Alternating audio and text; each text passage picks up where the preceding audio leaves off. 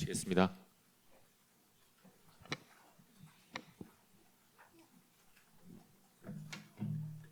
예, 오늘 먼저 서울시와 주식회사 한강버스는 오늘부터 한 달간 추가적인 안정화를 위한 시범 운항, 무승객 시범 운항을 하는 것으로 결정했습니다.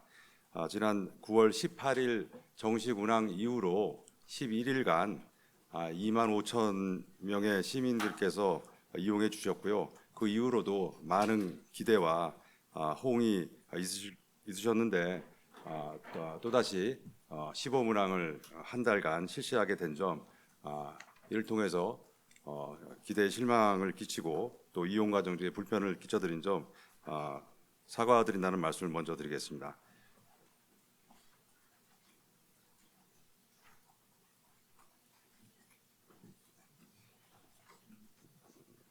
서울시는 기본적으로 지난 3월 달부터 이번에 정식 운항 중에 투입되었던 4척의 하이브리드 선박, 동일한 선체 설계와 추진체를 가지고 있는 선박을 기준으로 정식 운항 전에 6개월 동안 3개월은 선박 자체만의 운항, 그리고 3개월은 시민들 5,500분과 함께하는 체험 운항을 통한 시험 운항을 통해서 어느 정도 선체와 선체의 컨디션에 대해서 그리고 선원들의 그 숙련도에 대해서 확신을 가지고 9월 18일 날 정식 운항을 하는 것으로 결정을 했고 그렇게 시행을 했습니다.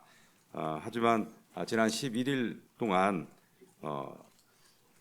여러 가지 그 결함들이 미세하게 발생되면서 저희 선박은 어떤 승객들이 타시는 대중교통 수단이다 보니 그 이용에 불편을 끼치는 결과가 몇 차례 초래되었고 여기에 대해서 저희들이 심각하게 받아들이고 다시 한번 선체 개별적으로 각각마다 스트레스를 주고 피로도를 주는 무승객 시범 운항을 통해서 문제점을 한 달 동안 다시 한번 점검하고 발견하고 보완하는 시간을 갖자 이렇게 결정을 하게 된 것이 경위에 대한 설명이 되겠습니다.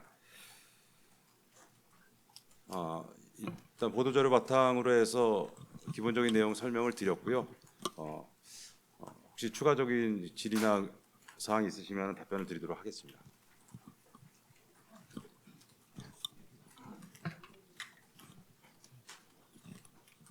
기자님께서는 손을 들어주시기 바랍니다. 네. 한국일보 김민숙 기자님. 우선 그동안 시범 운항을 해왔었는데 이번에 다시 이제 한 달간 무승객 시범 운항을 실시하게 된 점에 대해서 이제 잘 설명을 해주시긴 했는데 그럼에도 불구하고 이제 일각에서는 9월 달에 정식 운항을 하기 위해서 너무 무리하게 운항을 실시하다가 이렇게 된 거 아니냐라는 지적이 있는데 그런 부분에 대해서는 어떻게 생각하시는지 궁금하고 그리고 그 선원들의 숙련도가 떨어진다는 지적에 대해서도 그간 이제 전문적인 선원들을 채용하고 거기에 맞는 이제 교육을 실시했다라고 설명을 해주셨는데 이 부분은 어떻게 진행이 됐길래 지적을 받았던 건지 설명을 부탁드립니다. 네, 답변드리겠습니다. 2025년 9월 18일 정식 운항을 실시한 것이 뭐 조급했다, 서둘렀다, 무리했다 이런 지적이 있는 거 알고 있습니다. 저희 당초에는 2024년 10월 달에 운행하는 것으로 예고가 되었던 사업이었고요. 1년 훌쩍 넘겨서 그동안에 여러 가지 뭐 과정이 있었고 또 어떻게 보면 시범 운항이라든지 이런 걸 통해서 테스트할 시간을 좀 확보하는 시간이었다고 볼 수 있고요. 그래서 조급하거나 무리한 시작이라고는 판단하지는 않습니다. 오히려 서비스가 당초 예고됐던 것보다 늦어진 점이 저희들이 죄송할 뿐이고요. 그래서 그런 판단과 어떤 확신이 있었기 때문에 9월 18일 날 시작을 했다 말씀을 드리겠고요. 선원 숙련도는 저희가 당초 기대했던 것과 다르게 총 8척 중에 4척만으로 14회를 운행하는 축소된 계획으로서 론칭을 한 이유도 가장 숙련된 선장들이 그 4척에 탑승을 하고 기관장을 포함해서 다른 그 선장님들이 보조를 해가면서 숙련도를 더 키우고 하는 그런 어떤 점진적이고 점차적인 방향으로 진행을 했습니다. 지금 그랬기 때문에 14회 그 1일 14회 운항이라는 결과가 나왔던 것이고요. 그래서 저희가 무리하게 숙련이 안 된 분들 투입했다 뭐 이런 것 지적도 사실과는 좀 다릅니다. 지난 6개월 동안 그 일주일에 한 200km 정도씩 각 선박이 그 테스트를 똑같은 하이브리드 선체를 가진 이 선박이 테스트를 했었고요. 그래서 어느 정도 저희들은 이 정도면 운항 준비를 마쳤고 시민들께서 1년 이상 기다려 주셨는데 거기서 그 기다림에 대한 어떤 답변과 또 저희들 운항의 안전성에 대한 확신과 이 균형점을 찾아서 9월 18일로 결정을 했고 운항의 횟수, 운항의 대수도 그래서 축소해서 점진적인 방향으로 하려고 했다는 점을 다시 한번 말씀을 드립니다. 예, 먼저 그 선박 103, 104호 선박 얘기하셨는데 기본적으로 선박들은 계약상 AS 기간이 하자 보증이 2년입니다. 예, 그래서 지금 배 이상이 있거나 뭐 드러나지 않은 어떤 체킹돼 있는 것들은 다 기술적으로 리포팅을 다 해서 나중에 하자 보수에 대한 책임은 그 건조사에 있고요. 선박의 건조사에 있습니다. 그래서 나중 비용 정산이라든지 뭐 이런 것들은 그 계약서에 따라서 진행할 예정으로 있습니다.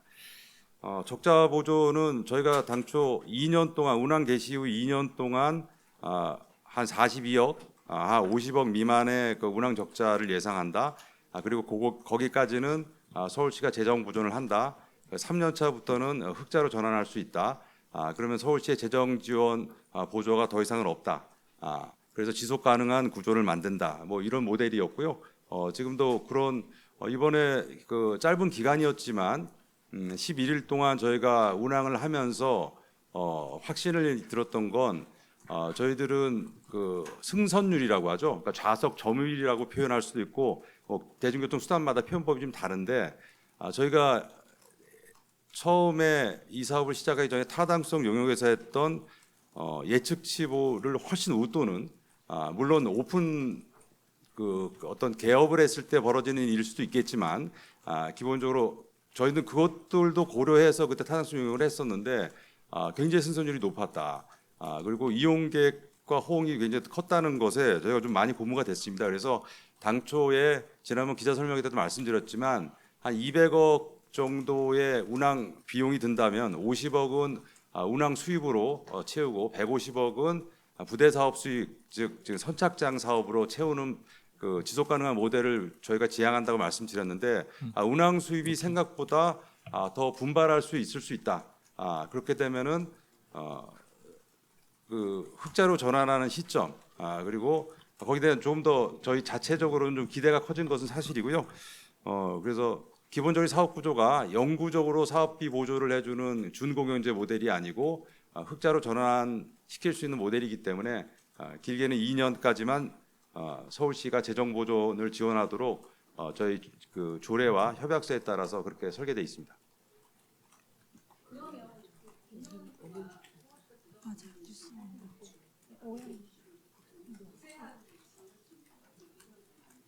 저기 협약서에 저희가 인정하는 비용이 있고 저희가 인정하는 그 이익이 있습니다. 모든 항목을 그 장부를 다 털어서 맨 끝에 돈이 모자라요 이렇게 가는 게 아니고요.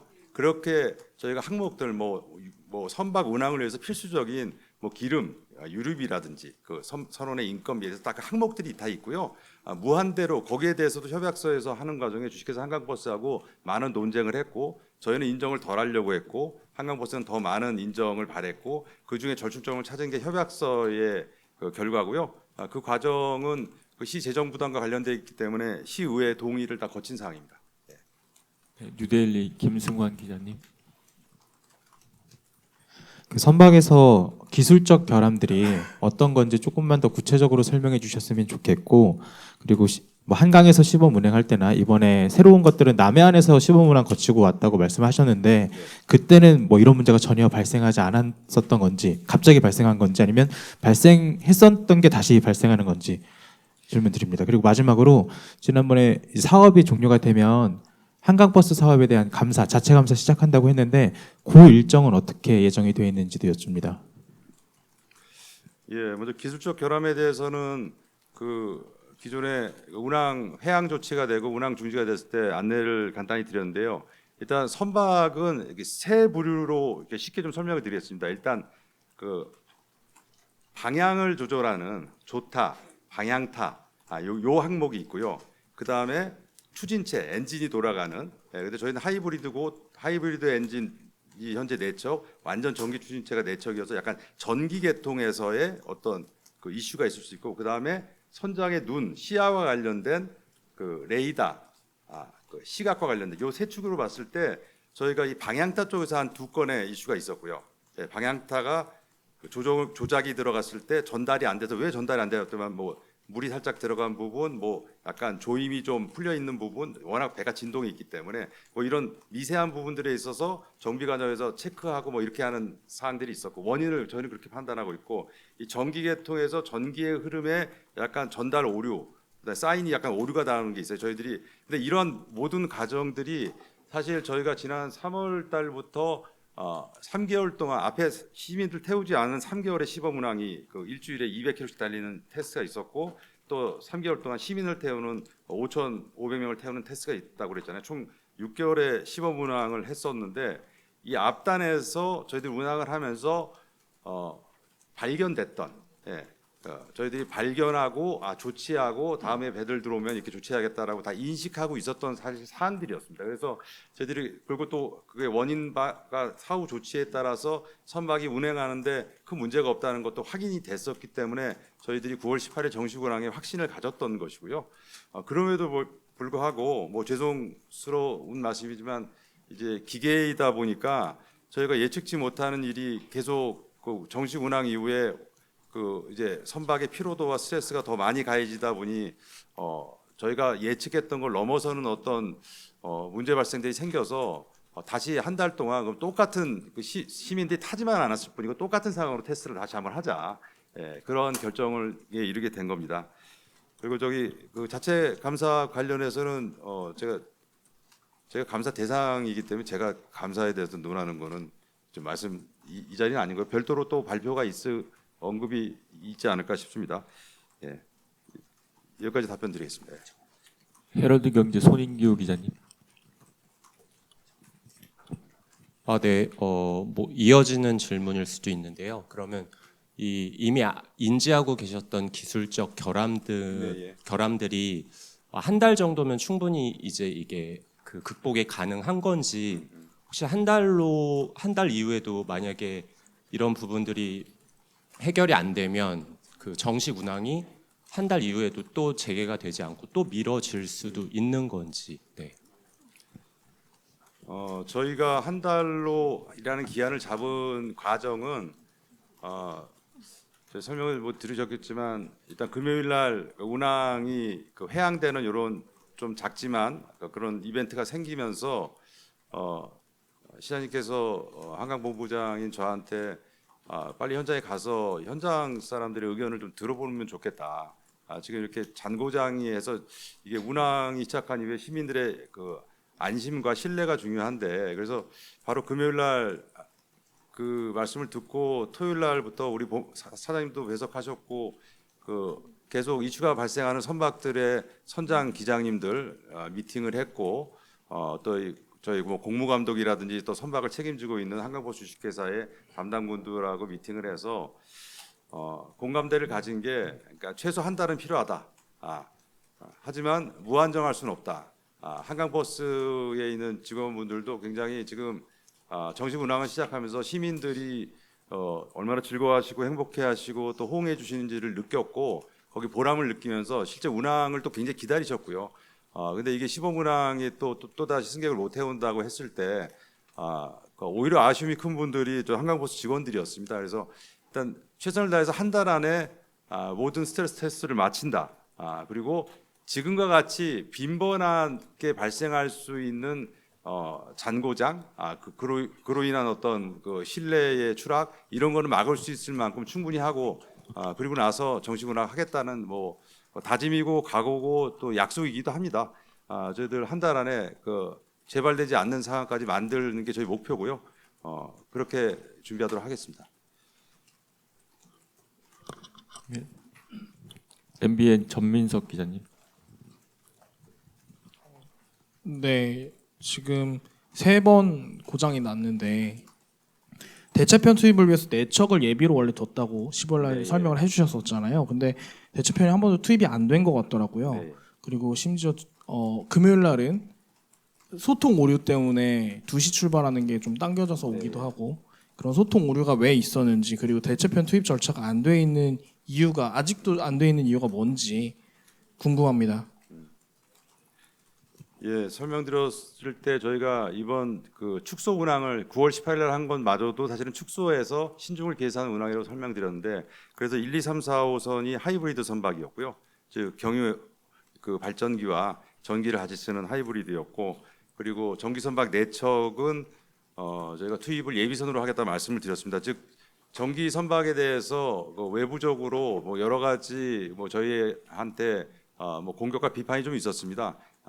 하이브리드 선박은 앞서 말씀드렸다시피 6개월간의 한강에서의 그 운항 테스트까지 충분히 했던 선박이지만 전기 선박은 저희가 여러 차례 말씀드렸다시피 도선 즉 대중교통으로는 뭐 최초로 도입되는 선박이기 때문에 거기에 대한 어떤 우려, 염려 그리고 테스트의 필요성 그게 있기 때문에 저희가 예비 선박으로 빼놨던 것이었고 지금도 그 과정에 있습니다. 그래서 예비 선박으로 투입하는 데 있어서 저희가 좀 고민이 있었습니다. 그 하이브리드 당초에 예비 선박 투입 계획이 있었지만 하이브리드의 이상으로 예비 선박을 투입한 전기배가 과연 뭐 충분할 것인가 해서 일단은 그 전기 선박에 대한 조금 더 확신을 가질 시간이 저희한테는 시간이 10월 10일까지 좀 필요했고요. 그래서 고민 끝에 투입은 안 했다. 운항 선박에 문제가 있는 것이 아니고 조금 더 확신을 갖는 테스트 시간이 필요했기 때문에 그랬다고 말씀을 드리겠습니다.